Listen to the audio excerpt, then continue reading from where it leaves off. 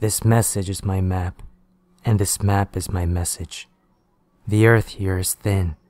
I move about it so freely, and the ease of it is a delicious thing, but it is also frightful. I dig my inscriptions by feel and touch, and because I know the earth, I know that this will be massive for your senses. Here in this layer of the planet, I am in between my people and your people. I float about in this soft soil like a drifting bubble, weightless and yet handled so delicately within my surroundings that my fragile dome will never burst. I am fit to drift along in euphoria. I would do this forever, if granted the chance, but I have responsibilities to my people and to our mother. If I were to glide about, dreamlessly, in this infinite expanse of soft rock, a few fathoms beneath your man-made pave veins, I would lose myself in the arms of Mother, and she would love to have me lost. That exquisite moment will not arrive until your end time comes. For now, I must finish the task I have been chosen for by our matron. She was born from the hard rock and the fire at the very core of Mother, and so I cherish and love her for choosing me to finish this map for our people. If I were to abandon my quest and return home now, I could be in the hard fire of Earth within 2 of Mother's circles. Perhaps that holds no meaning for you, but because I've lurked just beneath the pave vein in your greatest den and homestead of New York City, I know that the word I must use is years. You measure your core by a finite passage of time in units.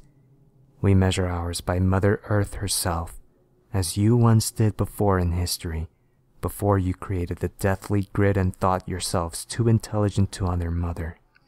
This is what saddens her, and this is the cause of the war between my people and your people. It has taken me over 1,000 of your years to reach the earth just below your pave veins and grids of soft rock. At first, I did not understand, and I would glide along through the thin places as your slow-moving metal boxes with the rubber feet would adhere to the limited paths that you have provided for them. They are lumbering beasts, unable to dig, deaf and dumb constructs that are reflective of their creators. I do not pity you, because if you had used her gifts the way they were meant to be used, you would be as my people are now. I traveled up from the hard fire at the core, and I learned your grid. I have traveled it, mapped it, and meticulously crafted the crooked places above the soil. They're illogical. Why you take the soft rock from Mother's ample womb and move it to create your own veins is beyond me. It is disgusting, and it gives me more purpose to fulfill what the matron has sent me to your thin place for. Mother's veins are designed to be flow through, to be embraced and traveled as they were created. What you do to her is an abomination. We hear her soft whimpers at night when we try to sleep, and it pains us. The core of fire at our heart is our resting place, and now it is plagued by the agonized wails of the planet. She had her grief and pain from us, but the noise was too great for us to sleep. You have made us restless. It took time for us to coax her into revealing the source of her sorrow and anguish. That source is you and your people. You have assaulted the most beautiful of beautiful things, and for this, we hate you. You have brought this on yourself. By the time one of your geologists finds this long message, riddled throughout the endless tunnels and archways within Mother that I have dug, it'll be too late. The map is already almost finished. What I dig now is only superfluous to our real motivations. I dig this message now to provide an explanation, a reason for what we are about to do. We feel that we do not owe you this. Mother feels differently, despite her scars, and so we honor her wishes. The dig from the core has been long.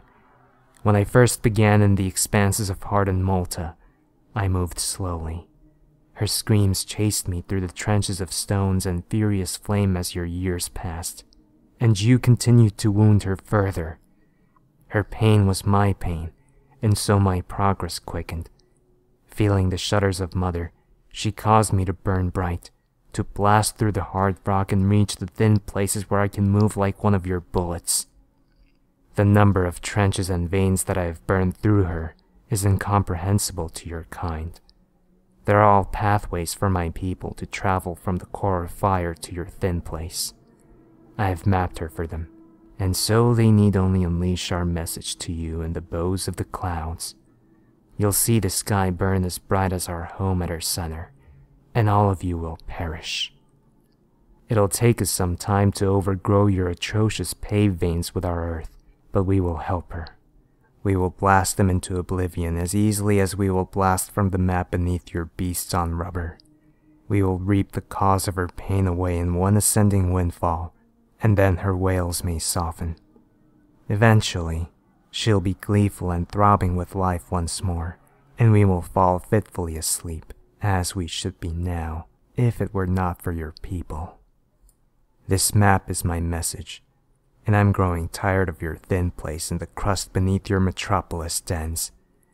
They're an affliction on Mother's perfect face, and because you have marred her beautiful cheeks with her own tears, we will rend you with the very fire that we were born from.